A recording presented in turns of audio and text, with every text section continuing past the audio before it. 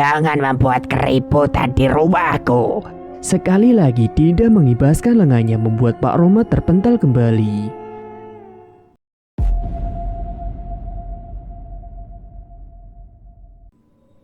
Namaku Maya, aku adalah seorang bidan. Setelah lulus dari kuliah, aku sempat kerja di klinik. Sebenarnya klinik itu milik kakak iparku. Kalau kalian pernah ke Balaraja, klinik tempatku bekerja tidak jauh dari pasar Balaraja. Dan selama 2 tahun, aku bekerja di sana. Tahun 2016, pemerintah membuka lowongan CPNS. Aku iseng-iseng ikutan daftar. Sebenarnya aku hanya ingin tahu bagaimana tes CPNS tersebut dan tidak punya harapan tinggi bisa lolos dari tes tersebut. Tapi Tuhan berkata lain. Alhamdulillah aku lolos CPNS, lalu ditugaskan ke kampung terpencil. Namanya Kampung Mekarsari. Di sana ada puskesmas yang kekurangan tenaga bidan. Oh iya, lebih tepatnya bukan kekurangan, melainkan memang tak ada bidannya. Jadi bidan yang pernah ditugaskan di sana minta dimutasi ke daerah lain. Dan kini aku ditugaskan untuk mengisi kekosongan bidan di puskesmas tersebut. Aku tidak menyangka kalau kampung ini benar-benar terpencil. Mobil saja susah masuk karena jalannya rusak dan berlumpur kalau musim penghujan. Sesekali memang ada truk yang melintas, tapi para penumpang kerap terpaksa turun ramai-ramai mendorongnya karena ban terjebak di kubangan lumpur itu. Aku sendiri naik ojek untuk sampai ke Kampung Mekarsari. Walau pada akhirnya tetap saja aku harus turun dari motor karena jalannya yang licin dan berbahaya. Dengan terpaksa aku menerobos kubangan lumpur itu, sedangkan si bapak tukang ojek dengan susah payah mendorong motornya. Saat itu aku sempat cemas karena waktu sudah jam 5 sore, tapi kami masih terjebak di jalanan berlumpur ini. Pak, ini masih jauh ya? Tanyaku sambil menyeimbangkan badan agar tidak tergelincir. Tangan kananku menjinjing sepatu, sedangkan tas besarku diletakkan di depan jok motor. Udah dekat Koneng, habis hutan pinus ini kita sampai di Mekarsari, jawabnya sambil menoleh ke arahku. Sejauh mata memandang, di sepanjang jalanan ini memanglah hutan pinus. Singkatnya sesampainya di Kampung Mekarsari, aku langsung mencari kos-kosan. Aku kesulitan mencari orang untuk bertanya, karena kampung ini sepi sekali padahal masih sore. Untungnya aku bertemu dengan seorang wanita tua yang sedang duduk sendirian di depan rumahnya. Permisi Bu, perkenalkan nama saya Maya. Saya bidan baru yang ditugaskan di kampung ini. Kalau mau sewa kosan di mana ya Bu? Oh Mbak ini bidan baru, ucapnya tersenyum sembari menghampiri diriku. Iya Bu, jawabku sambil menyalaminya. Kenalkan, nama saya Minah. Kalau Mbak mau cari kosan di kampung ini kayaknya nggak ada Mbak. Tapi Mbak bisa sewa kamar di rumah warga. Gak apa-apa, saya sewa kamar aja Bu. Kira-kira siapa ya yang berkenan kamarnya saya sewa?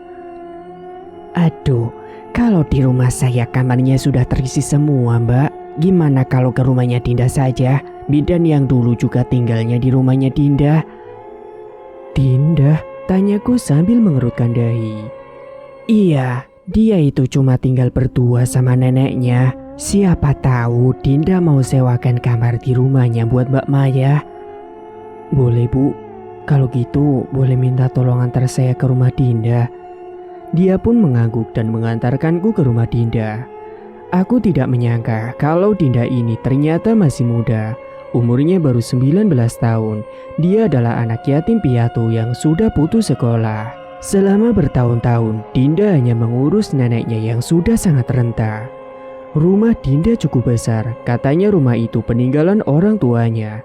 Ada 4 kamar dan hanya 2 yang terisi. Aku pun menyewa kamar bekas bidan yang pernah bertugas di kampung ini.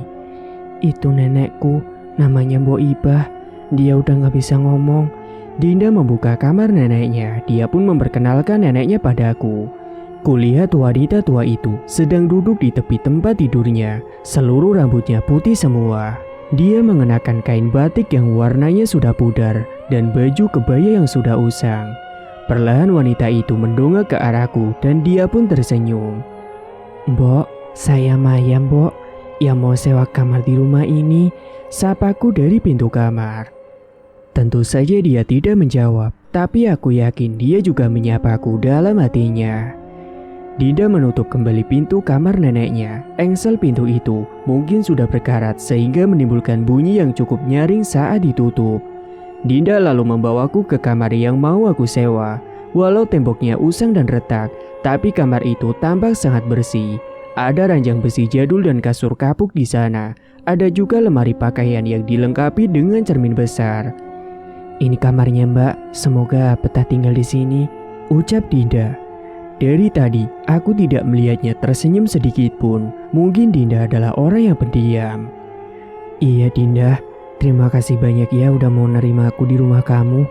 Oh iya, ini aku punya sesuatu buat kamu." Segera aku buka tas besar yang kubawa. "Ini buat kamu. Kamu suka coklat kan?" Dia mengangguk lalu mengambil coklat tersebut. "Terima kasih, Mbak. Kalau nanti ada apa-apa jangan sungkan panggil saya aja ya, Mbak," tambah Dinda. "Iya, Dinda."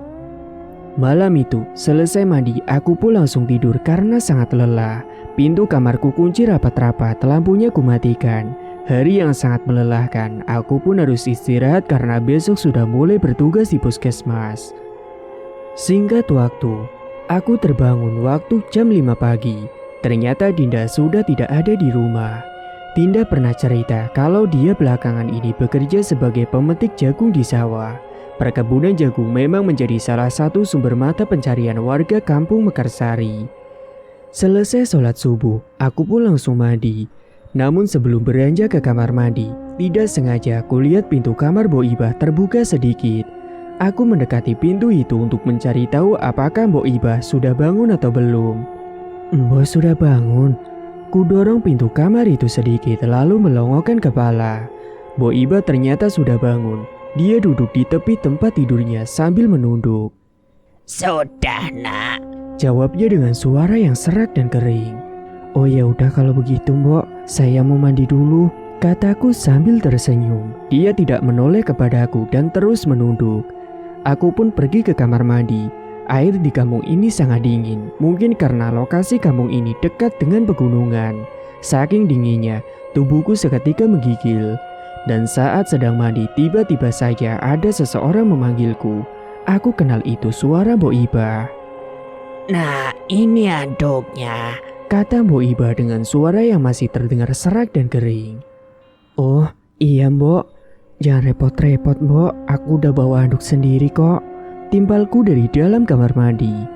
Ku dengar dia malah terkekeh lalu berkata lagi, "Pakai anduk Mbok saja, Nduk." Gayung yang kupegang seketika terjatuh. Aku baru ingat kalau Mbok Ibah ini kan sudah tidak bisa bicara. Aku seketika terdiam, suaraku tercekat di tenggorokan. Suasana menjadi sangat mencekam. Di luar Mbok Ibah masih memanggilku sambil menawarkan anduknya. "Ini pakai anduk punya Mbok saja, Nak." Dari atas tembok kamar mandi, kulihat sebuah tangan yang menjulur panjang. Tangan itu menggenggam handuk warna biru. Jelas saja aku kaget hingga berteriak ketakutan sambil minta tolong. Aku pun jongkok sambil memeluk kaki. Aku tidak berani menatap ke arah atas. Untungnya sesaat kemudian ada yang menggedor pintu kamar mandiku. "Kenapa, Mbak?" Itu suara Dinda. Segera ku kenakan handuk lalu membuka pintu. "Dinda, tadi Mbok kamu bisa ngomong, terus tangannya panjang banget." Nada bicaraku terburu-buru. "Ah, masa sih Mbak?" "Iya Dinda, Mbak takut banget." "Mbok masih ada di kamar kok. Kalau nggak percaya coba cek aja." Dinda mengajakku untuk melihat ke kamar Mbok Ibah. "Aku takut, Din." "Ayo Mbak." Dinda memaksa sambil menarik lenganku. Pelan-pelan ku dekati pintu kamarnya Mbok Ibah. Dinda mendorong pintu tersebut. Di dalam sana, kulihat Mbok Ibah masih duduk di tepi tempat tidurnya. Dia menoleh ke arah kami lalu tersenyum sambil mengangguk ramah. "Tuh kan, Mbok masih di kamarnya, Mbak." "Sumpah Dinda, Mbak denger jelas banget kalau Mbok kamu tadi ngomong, terus tangannya panjang banget." "Kayaknya Mbak masih ngelindur deh," kata si Dinda yang tidak percaya dengan ucapanku. Aku pun menggelengkan kepala. "Ya sudah, lupakan aja Din," kataku kemudian. Aku rasa percuma bersikeras dengan orang yang tidak percaya padaku. Emang habis dari mana kamu? Tanyaku sambil menjauh dari kamar Bo Iba. Aku mengalihkan pembicaraan sambil menjauh dari kamar Bo Iba. Aku tadi di belakang rumah Mbak, habis bersih-bersih. Hari ini Mbak kerja ya? Iya Din, kalau gitu Mbak mau ganti pakaian dulu ya. Mbak bidan kan? Sebelum aku masuk ke kamar, Dinda malah bertanya kembali. Iya Dinda. Di kampung ini kalau ada yang melahirkan gak ada yang suka pakai bidan Mbak. Loh, kenapa? Masih pakai dukun ya? Iya Mbak, tapi di kampung ini bukan dukun namanya, tapi paraji. Aku mengangguk-ngangguk, ini merupakan tantangan baru bagiku. Aku harus memberikan penyuluhan pada masyarakat agar mereka paham tentang keselamatan saat bersalin. Pagi itu, aku dijemput oleh Pak Sukra. Dia pegawai puskesmas. Pak Sukra pasti tahu dari warga kalau aku menyewa kamar di rumahnya si Dinda. Aku pun diantar ke puskesmas yang jaraknya lumayan jauh dari rumah Dinda, mungkin sekitar 15 menit perjalanan. Jalan menuju puskesmas juga rusak parah. Aku dibonceng pakai motor bebeknya Pak Sukra. Kenapa jalanan di kampung ini rusak semua ya Pak? Ya beginilah Mbak, jarang ada pembangunan. Sekalinya dibangun aspalnya tipis banget. Ya palingan bertahan 1 atau 2 tahun, tapi setelah itu udah rusak lagi.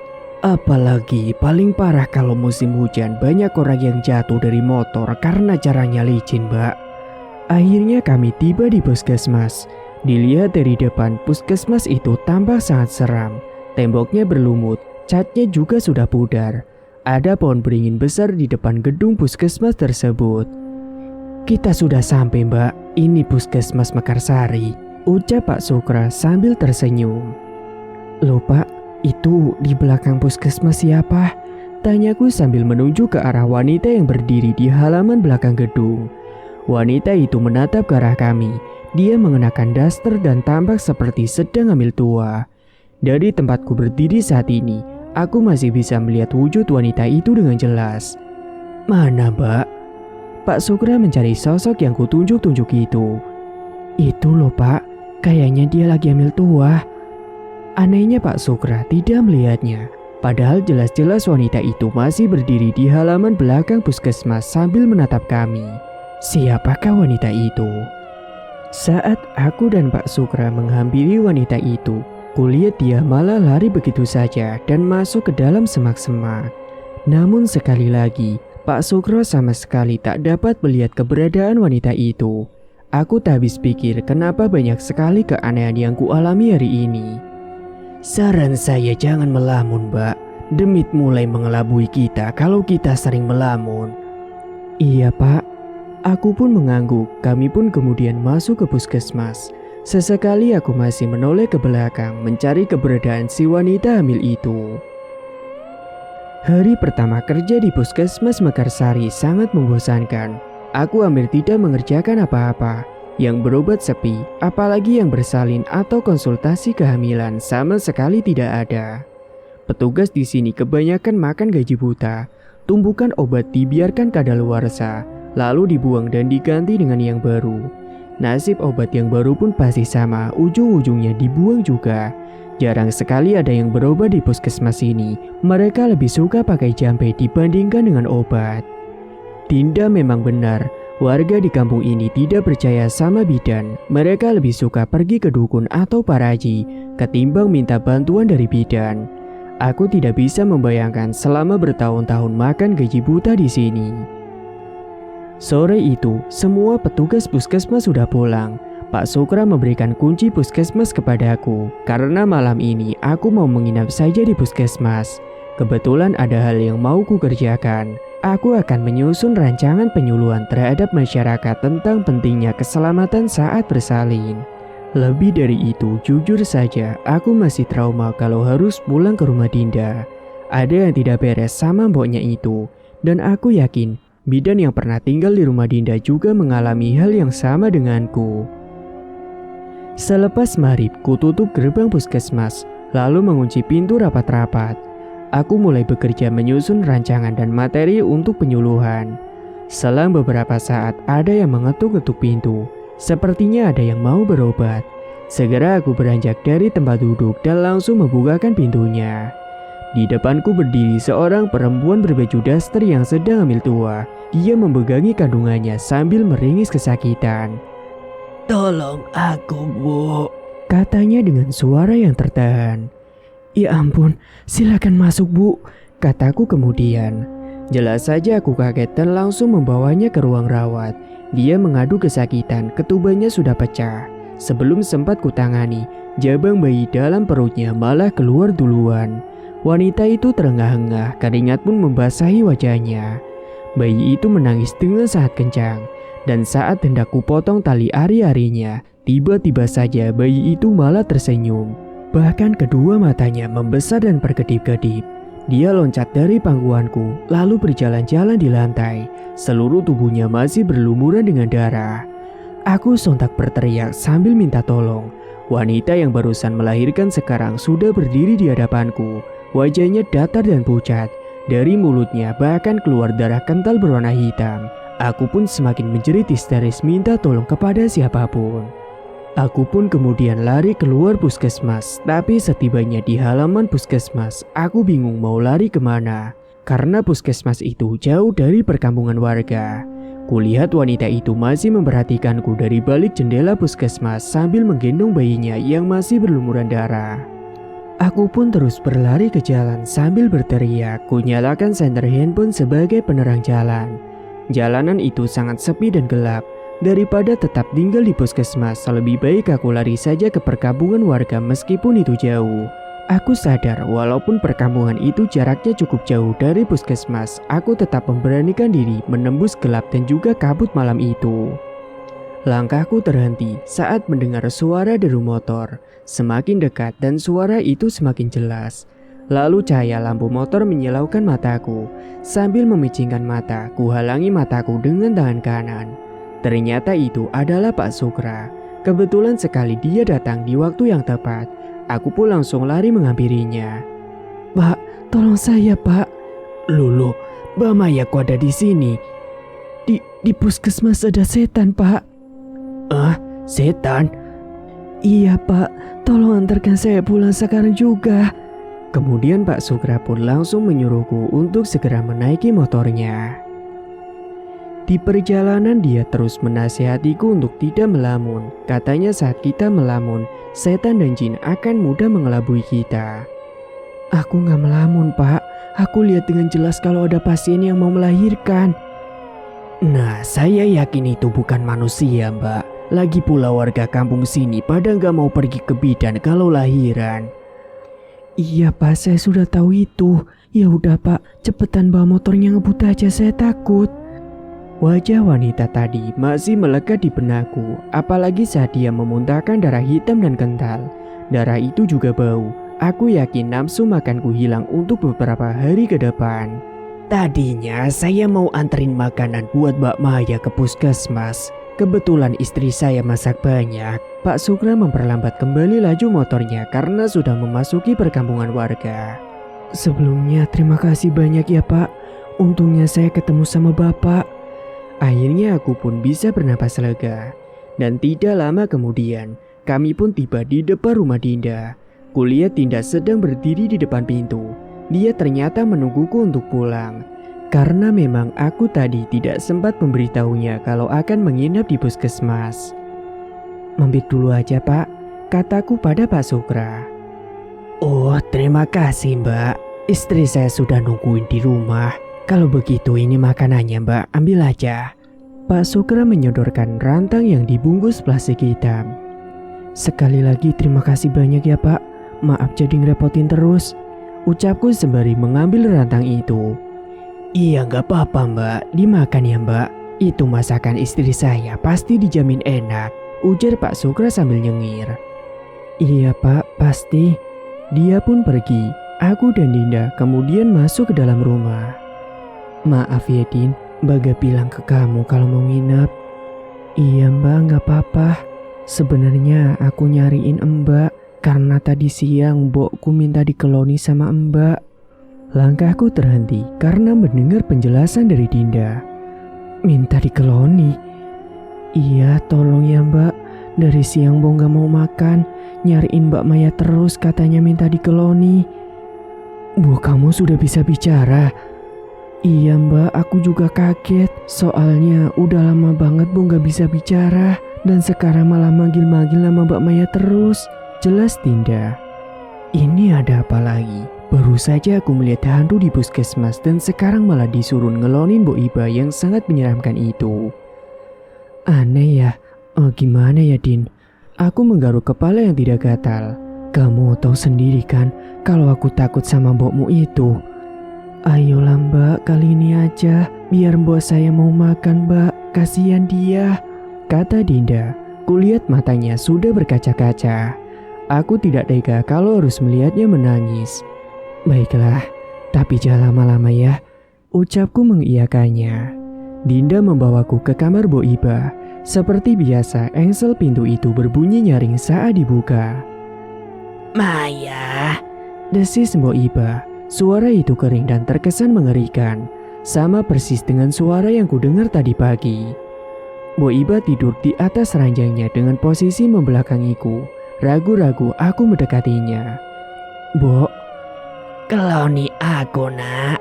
Bo Iba membalikkan badan, dia menatapku dalam-dalam. Iya Mbok, tapi habis ini Mbok harus makan ya, ujarku sambil duduk di tepi tempat tidurnya. Aku berbaring di samping Bo Iba, bantal yang kutiduri bau minyak jelantah. Setauku orang-orang tua dulu memang gemar memakai minyak jelantah untuk rambutnya. Bo Iba lalu membelakangiku, perlahan ku peluk tubuhnya yang kurus dan ringgi. Tubuh itu tinggal tulang dan kulit. Aku dapat merasakan benjolan-benjolan tulang di tubuhnya. Dinda malah keluar lalu menutup pintu kamar. Dinda, kamu mau kemana? Dinda, aku terus memanggilnya. Dan saat menoleh kembali ke Bo Iba, posisi tidurnya sudah berubah. Sekarang dia terlentang, kedua matanya melotot dan mulutnya menganga. Bo, ku sentuh lehernya, tidak ada denyut nadi di sana. Bo, ku sentuh juga dada kirinya, tak ada detak jantung juga di sana. Ternyata dia sudah meninggal dan entah penyebabnya apa. Kejadian ini membuatku panik dan langsung lari keluar kamar mencari keberadaan si Dinda. Kenapa Mbak? Dinda baru saja muncul dari dapur dan memegang semangkuk bubur di tangannya. Din, bohongmu meninggal Din. Seketika saja mangkuk berisi bubur yang sedang dia pegang langsung terjatuh. Bubur itu berhamburan di lantai. Ya ampun Bo, dia lari ke kamar Bo Iba dan langsung memeluk neneknya tersebut. Dinda menangis sejadi-jadinya sambil terus mengelus kepala mboknya. Bo, jangan tinggalin aku Bo, rengek si Dinda. Aku tidak bisa berkata apa-apa, kejadiannya sangat cepat sekali. Aku menduga kalau Bo Iba ini terkena serangan jantung. Dinda, Din. Ada orang yang mengetuk pintu. Dinda tidak mempedulikannya dan terus menangisi Bo Iba. Akhirnya aku pun segera membukakan pintu itu. Tampaklah seorang lelaki parubaya berdiri di hadapanku. Saya dengar Dinda nangis, kenapa ya? Tanya lelaki itu. Dia adalah tetangganya Dinda. Bonya Dinda meninggal Pak. Innalillahi, ucap lelaki itu. Tanpa dipersilakan masuk, dia langsung menerobos ke kamar Dinda. Aku pun mengikutinya dari belakang. Bo, kamu meninggal kenapa Dinda? Gak tahu Pak Rohmat, tadi Dinda lagi bikin bubur dan tiba-tiba aja Bo meninggal. Mungkin Bo Iba kena serangan jantung Pak, ujarku menimpali mereka. Mendengar hal itu, Pak Rohmat menoleh ke arahku. Hari ini Bo udah bisa bicara Pak, aku kira Bo bakalan sembuh. Dinda menyeka air matanya dengan tangan kanannya. Yang sabar ya Dinda. Kita ini milik Allah dan akan kembali ke Allah. Sekarang lebih baik kita urus jenazah mbokmu itu ya. Pak Rohmat mengelus rambut Dinda dengan pelan. Singkatnya malam itu juga, Bo Iba dimandikan lalu dikafani. Hanya sedikit warga yang datang melayat, mungkin besok pagi akan lebih ramai. Jenazah Bo Iba dibaringkan di ruang tengah. Hanya aku dan Pak Rohmat yang mengaji di samping jenazah Bo Iba. Sementara Dinda hanya menangis terseduh-seduh di samping diriku. Kamu bisa ngaji? Tanyaku kepada Dinda. Dia menggelengkan kepala. Ya sudah, kalau begitu doakan saja mbokmu biar masuk surga ya, kataku sambil merangkul pundak Dinda. Tengah malam Pak Romet pamit pulang. Dia bilang esok pagi akan kesini lagi buat mengurus pemakaman Bu Iba. Aku heran kenapa warga kampung ini gak ada yang mau menemani kami malam itu. Kenapa gak ada yang mau temani kita, Din? Tanyaku sambil menutup pintu rumah. Mungkin karena Mbok pernah jadi dukun santet, Mbak. Dukun santet? Aku mengerutkan dahi. Dinda tidak pernah cerita soal ini. Iya, Mbak. Dulu Mbokku terkenal sebagai dukun santet. Banyak orang dari kota yang datang ke kampung ini cuma buat minta bantuan ke Mbokku. Dinda menoleh ke arahku. Dia lalu bangkit dari duduknya dan mengajakku ke kamar Bu Iba. Dia membuka laci tua lalu mengeluarkan benda yang dibungkus dengan kain. Perlahan Dinda membuka kain itu. Kulihat ada boneka jerami, jarum, pisau kecil dan sebuah batu akik yang berkilau. Ini semua benda milik Mbok. Dulu pas Mbok masih sehat, aku sering melihatnya sedang melakukan ritual nyantet, Mbak. Ya sudah, letakkan kembali saja barang Mbokmu itu, Din. Dia sudah meninggal. Lebih baik kita jangan membicarakan keburukannya ya. Ujarku menyentuh pundak si Dinda. Bagiku profesi Mbok Iba bukan aib, Mbak. Aku mau jadi dukun santet kayak dia, ucap Dinda dengan tatap wajahnya yang kosong. Hus, kamu jangan bilang kayak gitu. Membunuh orang itu bukan pekerjaan yang mulia. Aku yakin psikis Dinda terganggu, makanya dia ngomong seperti itu. Kalau yang kita bunuh orang jahat, kurasa membunuh jadi pekerjaan yang mulia, Mbak. Dinda menyaga. Dinda, keburukan jangan dibalas dengan keburukan juga. Orang jahat serahkan saja ke polisi, biar hukum negara yang membalasnya, kataku sambil tersenyum. Aku pun terus menasehatinya. Dinda kemudian meletakkan kembali barang milik Mboknya ke dalam laci itu. Kami lalu kembali ke ruang tengah dan tidur di samping jenazahnya Mbok Iba. Singkat waktu, tengah malam aku terbangun dari tidur karena kedinginan. Namun aku dibuat terkejut lantaran Dinda dan jenazah Mbok Iba sudah hilang. Kemana mereka? Kala itu, kudapati pintu rumah terbuka lebar. Padahal sebelum tidur aku sudah menguncinya. Di luar hujan turun sangat lebat. Sesekali petir menyambar dan cahaya kilatannya menyilaukan mataku. Dinda, panggilku mencarinya. Mbak Maya, sini Mbak main. Itu adalah suara si Dinda. Di manakah dia? Pelan-pelan aku mendekat ke pintu. Di halaman rumah ada Dinda yang sedang hujan-hujanan dengan jenazah Mboknya yang masih dibungkus kain kafan. Jenazah itu tergeletak begitu saja di halaman rumah. Sedangkan Dinda loncat-loncat di samping Mboknya itu. Sesekali dia bahkan mencium pipi Mboknya tersebut. Sini Mbak, main sama kita, Mbok hidup lagi. Dinda, kamu apa-apaan? Mbokmu itu sudah meninggal. Kamu jangan sembrono. Aku meneriakinya. Dinda malah lari-lari kecil mengelilingi jenazah Mboknya dan tidak memperdulikan ucapanku. Dinda, Mbak bilang hargai Mbok kamu. Aku menerobos hujan yang kian lebat menghampiri si Dinda. Kain kafan Mbok Iba basah kuyup dan kotor. Astagfirullah, Dinda apa-apaan kamu? Dinda sadar Dinda. Ku pegang erat kedua tangannya agar dia mau diam. Namun Dinda malah memberontak. Dan tiba-tiba saja Pak Rahmat datang membawa sebuah payung. Ada apa ini? Kenapa jenazah Mbok Iba ada di sini? Pak Rahmat terkejut melihat jenazah itu. Dia pun langsung membopong jenazah Mbok Iba dan membawanya masuk ke dalam rumah. Dinda susah sekali dikendalikan. Dia malah menangis sambil memanggil-manggil Mboknya itu. Pak Rahmat kembali tanpa menggunakan payung. Dia langsung memangku paksa si Dinda yang masih mengamuk. Istighfar Dinda, istighfar, bentak Pak Rahmat. Aku basah kuyup. Pak Rahmat membawa Dinda masuk ke dalam rumah. Dia membisikkan ayat-ayat suci di telinga si Dinda. Sementara aku masih syok melihat tingkah Dinda yang tiba-tiba aneh seperti itu. Aku menoleh ke jenazah Mbok Iba. Kain kafannya harus diganti. Dan setelah dibacakan ayat suci, akhirnya Dinda pun melunak. Tetapi matanya kosong. Dia tampak kelelahan. Setelah itu, aku pun mendengar suara ledakan kecil dari dapur. Buru-buru ku hampiri sumber suara itu. Makanan pemberian Pak Sukra acak-acakan di lantai. Dan entah apa yang terjadi, kenapa bisa menjadi seperti itu. Ada apa Mbak? Tanya Pak Rahmat. Gak tahu Pak, tadi ada ledakan. Terus makanan pemberian Pak Sukra tumbah begitu aja. Kayaknya tumbah sama kucing, Mbak. Iya kali ya, Pak. Aku pun langsung membersihkan makanan yang berserakan di lantai. Nanti pagi kita ganti kain kafan Bo Iba karena yang ini sudah kotor, kata Pak Rahmat. Iya, Pak. Kelihatannya udah kotor banget kain kafannya. Singkat waktu, keesokan paginya jenazah Bo Iba pun dikuburkan. Tidak banyak warga yang membantu pemakaman tersebut. Dinda masih menangis meratapi mboknya itu. Kedua matanya sembab. Aku berkali-kali menasihatinya agar tetap tabah. Setelah pemakaman selesai, aku langsung berangkat ke puskesmas. Jujur saja, sebenarnya aku masih syok dengan kejadian semalam. Tapi aku harus tetap bertugas. Dan kali ini aku akan pulang tepat waktu. Seperti biasa, puskesmas sepi. Para pegawai di sana kerjaannya hanya main handphone dan juga ngobrol saja. Sedangkan aku mengerjakan kembali rancangan untuk penyuluhan. Selamat pagi Mbak Maya, sapa Pak Sukra. Pagi Pak. Saya dengar mboknya Dinda meninggal ya?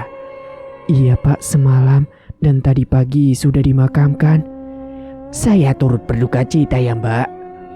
Iya Pak, kasihan banget Dinda. Oh iya Mbak, makanan istri saya enak nggak? Pak Sukra kembali membuka obrolan. Aduh, maaf Pak, aku nggak sempat makan pemberian Bapak. Soalnya semalam sibuk banget sama nggak inget makan. Walah, begitu toh Mbak. Ya udah Mbak, nggak apa-apa. Namun anehnya, kulihat wajah Pak Sukro sangat murung ketika berkata seperti itu. Maaf ya Pak, lain kali pasti saya makan kok. Iya Mbak, nggak apa-apa. Nanti pulangnya saya antar ya, ucap Pak Sukro menawarkan diri. Boleh Pak, kebetulan saya mau pulang tepat waktu hari ini. Aku tersenyum padanya lalu kembali fokus ke layar laptop. Singkat waktu, jam 5 sore aku pulang dibonceng Pak Sukra. Seperti biasa, sepanjang perjalanan dia bercerita segala hal. Sesekali aku menimpali walau sebenarnya aku sedang malas basa-basi. Akhirnya aku tiba di depan rumah Dinda. Pak Suro langsung pamit. Aku sempat menawarinya untuk mampir tapi dia menolak. Setelah kematian Bo Iba, rumah Dinda semakin hening saja. Aku sempat merinding saat masuk ke rumah itu. Dinda sedang tidak ada di rumah, mungkin dia sedang pergi ke kebun jagung. Aku duduk di kursi kayu sambil menghela napas lega. Walau tidak ada pasien, tapi hari ini cukup melelahkan karena seharian aku mengerjakan materi penyuluhan. Saat sedang istirahat di kursi, aku mendengar ada suara kayu yang dicakar. Bahkan ada suara erangan dari dapur. Akhirnya pelan-pelan kuhampiri sumber suara itu. Dinda, gumamku keheranan. Karena yang kulihat saat itu adalah Dinda yang merayap di lantai. Kedua matanya hitam semua. Ada darah keluar dari mulutnya. Dia kemudian merayapi dinding sambil memperhatikan diriku. Aku pun sontak langsung berteriak meminta tolong. Akhirnya setelah kejadian itu, Dinda pun dikurung di dalam kamar, tubuhnya diikat di atas ranjangnya. Dia sangat agresif dan membahayakan. Bahkan Dinda sempat menggigit tangan kananku sampai berdarah. Dinda juga melukai tangannya sendiri dengan pisau. Kata Pak Rahmat, Dinda kerasukan roh jahat yang mencoba melukainya. Lagi-lagi Pak Romet membacakan ayat kursi. Kali ini dia meninggikan intonasinya sambil menunjuk ke wajah si Dinda. Kedua mata Dinda melotot saat dibacakan ayat kursi. Dan anehnya, dia malah tertawa sambil menirukan bacaan Pak Rohmat. Aku lebih pintar dari kamu, bentak Dinda sambil mendelik ke wajahnya Pak Rohmat. Siapa kamu? Keluar sekarang juga dari tubuh anak ini, atau kumusnahkan kau dengan ayat-ayat Allah. Aku adalah Bo Iba, bentak Dinda dengan suara seraknya. Aku tidak percaya denganmu. Kau hanyalah jin yang memang suka memfitnah orang yang sudah meninggal, ucap Pak Rohmat kembali sembari membacakan ayat suci. Tampaklah Dinda tertawa sambil menceracau tidak jelas. Aku akan menyesatkan kalian semua agar kalian jauh dari Tuhan, kata Dinda dengan wajah menengadah ke langit-langit. Urat lehernya terlihat sangat jelas. Dia pun mengerang seperti kesakitan. Pak Rohmat yang kesal, akhirnya dia mengusap wajah Dinda sambil meneriakinya. Keluar sekarang kau dari tubuh anak ini. Tubuh Dinda yang tadinya mengamuk kini mulai lunak, lalu dia pingsan begitu saja. Aku pun membuka tali yang mengikat tubuhnya. Kasihan, takutnya dia kesulitan bernapas. Aku juga membenarkan posisi bantalnya dan menyelimuti tubuhnya. Tengah malam saat aku sedang tidur pulas, ada seorang mengetuk pintu kamar. Masih dalam keadaan mengantuk, ku buka pintu itu. Dinda berdiri di depan diriku dengan ekspresi wajahnya yang datar. "Dinda, kamu sudah siuman?" tanyaku sambil memicingkan mata. "Mbokku sudah pulang, Mbak." "Ah, mbokmu pulang?" Mendengar pernyataannya itu membuatku kaget setengah mati. "Iya, Mbak, dia ada di luar rumah, Mbak." Aku jongkok sambil mengelus rambut Dinda. "Dinda, mbokmu sudah tenang di surga. Dia nggak akan..." Aku belum sempat menyelesaikan ucapanku, tiba-tiba ada yang menggedor-gedor pintu rumah. "Itu Mbok, tapi mukanya serem banget, Mbak." Perlahan aku pun mendekat ke pintu. Semakin lama pintu itu terdengar seperti digedor dengan paksa, seperti ada orang yang sedang marah-marah. Anehnya saat ku intip dari balik jendela, tidak ada siapapun di luar. "Mana Dinda? Nggak ada." Di atas, Mbak." Tiba-tiba saja ada cairan hitam menetes di kepalaku. Aku mendongak.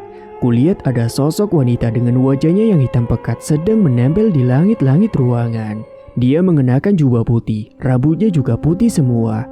Ada cairan hitam menetes dari mulutnya. Aku pun sontak berteriak lalu keluar rumah sambil membawa Dinda. Ku gedor pintu rumah Pak Rahmat, tapi dia tidak mau keluar. Entah kemana perginya Pak Rahmat. Aku dan Dinda pun lari ke perkampungan warga untuk meminta tolong.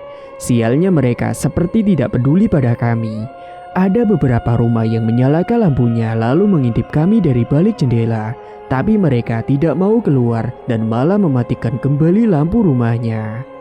Aku pun menangis di tengah perkampungan. Dinda berdiri di hadapanku. Wajahnya datar, tidak ada kesedihan sama sekali di wajahnya tersebut. "Mbak Maya, jangan nangis, Mbak," kata Dinda. Aku tidak memperdulikannya. Aku tak tahu apa yang harus kulakukan. Semuanya terasa ganjil dan tidak masuk akal. Ada yang tidak beres dengan kampung ini. Namun tiba-tiba, terdengar dari kejauhan ada suara lelaki memanggilku. Aku sangat mengenali suara itu. Tidak salah lagi, itu adalah Pak Sukra.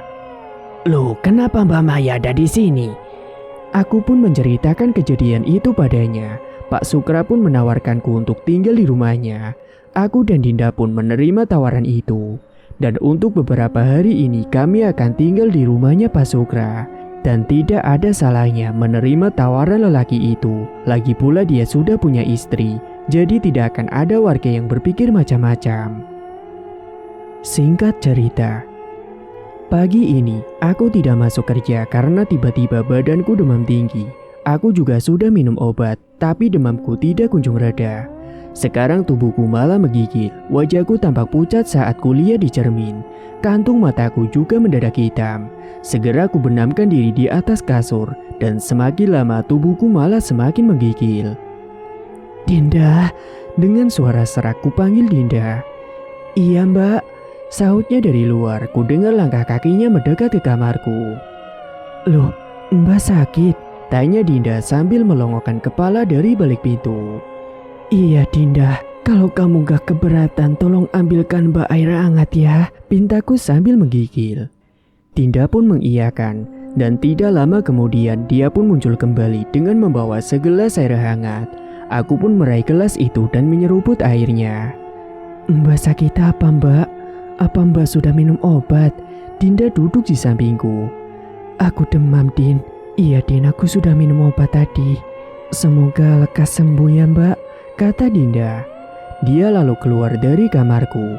Dan selang beberapa saat ada seseorang yang mengetuk pintu kamarku. Ku dengar itu suara Pak Rahmat. Dia pun masuk bersama istrinya dan juga si Dinda. "Apa kabar, Mbak? Mbak Maya katanya lagi sakit," tanya Pak Rahmat. "Iya, Pak.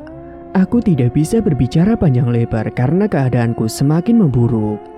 "Kamu demam, Mbak," kata istri Pak Rahmat setelah menyentuh keningku. Aku mau ngomong empat mata sama Pak Rahmat," pintaku padanya. "Ya sudah," jawab Pak Rahmat sembari melirik ke istrinya dan Dinda. Mereka berdua pun paham dan keluar dari kamar. "Pak, tolong aku, Pak. Sepertinya aku terkena pelet," kataku kepada Pak Rohmat. Pak Rohmat pun terkejut mendengar pernyataanku. Siapa yang telah memelet kamu? Pak Sukra. Pak Rohmat pun geram dan mengumpati Pak Sukra. Tolong aku, Pak, kumohon.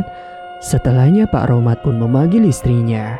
Akhirnya istrinya itu pun langsung masuk ke dalam kamar dan menghampiri diriku. Bu, tolong ambilkan kerisku di rumah, ada di kolong ranjang kita, pinta Pak Rohmat.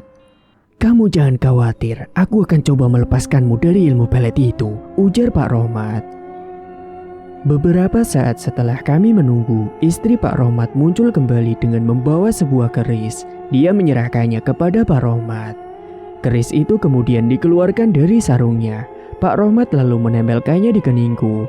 Aku memejamkan mata. Ku dengar Pak Rohmat berkomat kamit yang suaranya terdengar tak terlalu sangat jelas. Entah apa yang sedang dia ucapkan. Tak lama setelah itu, ada sesuatu dari dalam perutku yang memaksa naik untuk keluar dari mulut. Ku buka mulutku lebar-lebar. Kedua mataku sampai berair karena menahan sakit. Aku merasa seperti ada benda tajam yang menyayat-nyayat isi perutku. Dan saat itu juga, dari dalam tenggorokanku keluar untayan rambut sebesar telunjuk orang dewasa. Rambut itu berlumuran dengan darah. Pelan-pelan Pak Rahmat pun menarik benda itu. Bahkan panjang rambut itu sekitar 1 meter lebih. Aku muntah-muntah setelah benda itu berhasil keluar dari dalam mulutku. Pak Rohmat kembali berkomat kamit. Aku kembali memuntahkan sesuatu. Dan kali ini adalah sebuah cairan. Itu jelas-jelas minuman yang telah diberikan Pak Sukra kemarin. Kamu benar-benar terkena pelet si Sukra. Pak Rohmat memasukkan kembali kerisnya sambil berujar. Pak, aku mau pulang aja, kataku sambil menyeka bercak darah di bibir. Kapan? Besok saja, Pak. Semoga keadaanku sudah membaik. Ya, kalau Mbak Maya pulang aku sendirian dong, gerutu si Dinda. Kamu gak sendiri kok, Din. Kan ada keluarga Pak Rohmat yang baik hati, ujarku padanya. Tidak lama kemudian ada seseorang yang mengetuk pintu dan memanggil namaku dengan keras. Mbak Maya, itu adalah suara Pak Sukro. Mau apa dia? Pak Sukra pun akhirnya masuk sendiri dan dia muncul di hadapan kami. Dia membawa buah-buahan untukku. Mbak Maya sakit ya? Sapa Pak Sukra sambil tersenyum seolah-olah tidak terjadi apa-apa padanya. Jangan mendekat kau bajingan, teriakku sambil melemparkan gelas ke wajahnya Pak Sukra. Ada apa ini? Pak Sukra kaget karena tiba-tiba aku marah kepadanya. Jangan pura-pura bodoh kau Sukra, aku tahu perbuatanmu. Kini Pak Rohmat membela diriku. Apa maksud kalian?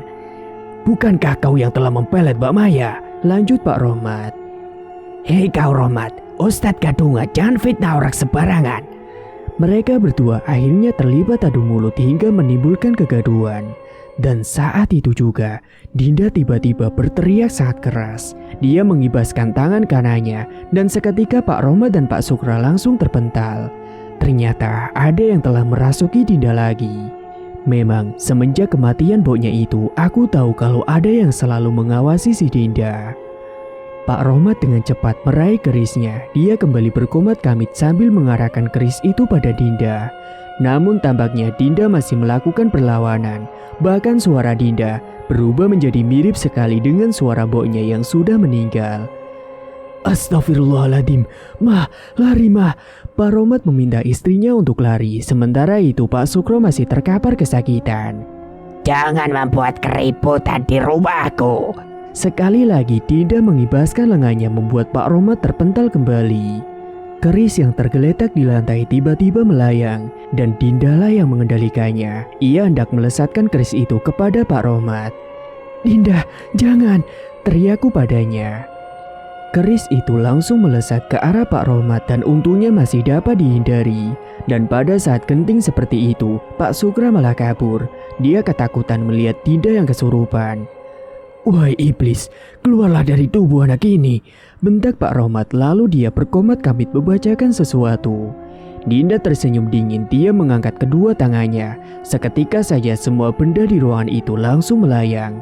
Dengan kekuatan gaibnya, Dinda melesatkan benda-benda itu ke tubuh Pak Rohmat. Dia pun sampai terjungkal, kepalanya bahkan berdarah terkena benda tumpul. Dinda, cukup, bentakku padanya.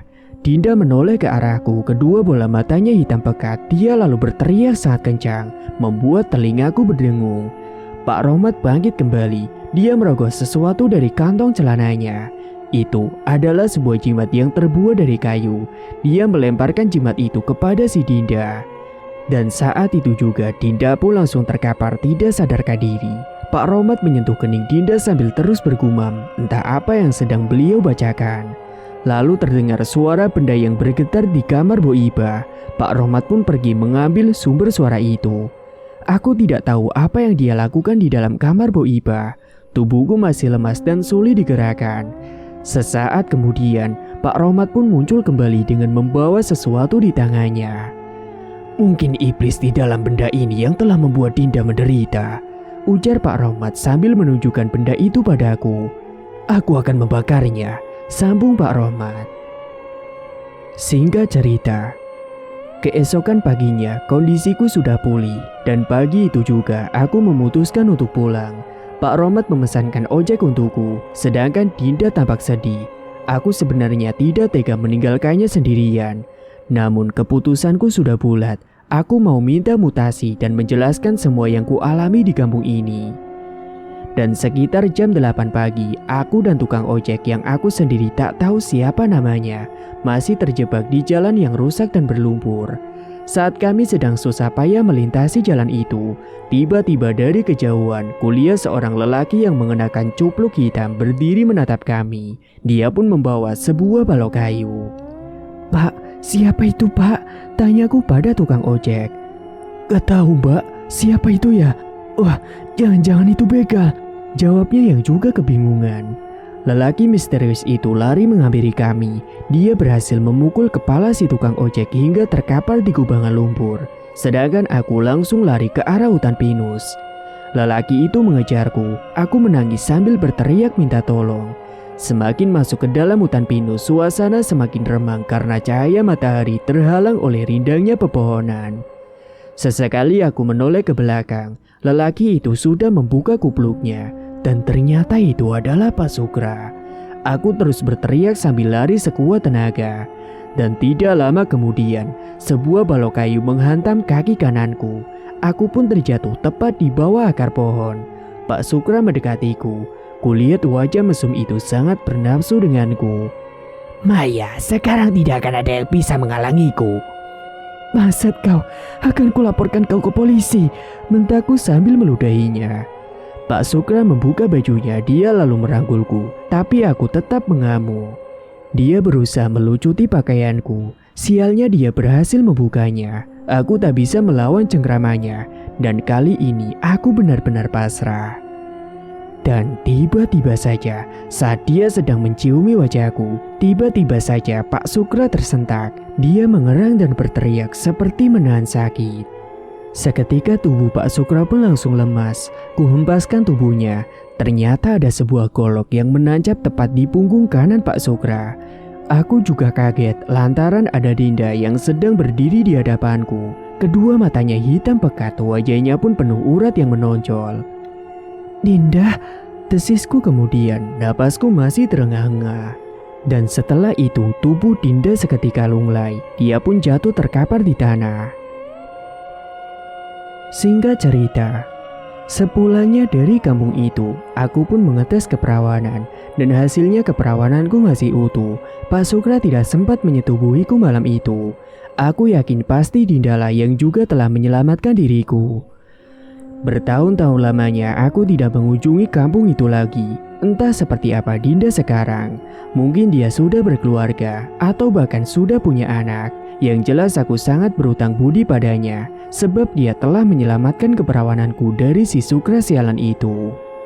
Dan itulah ending kisah kali ini yang Mang Ripan bawakan. Dan cerita ini ditulis oleh Mang Esot. Dan bagi yang ingin membacanya secara langsung bisa kunjungi link yang ada di deskripsi.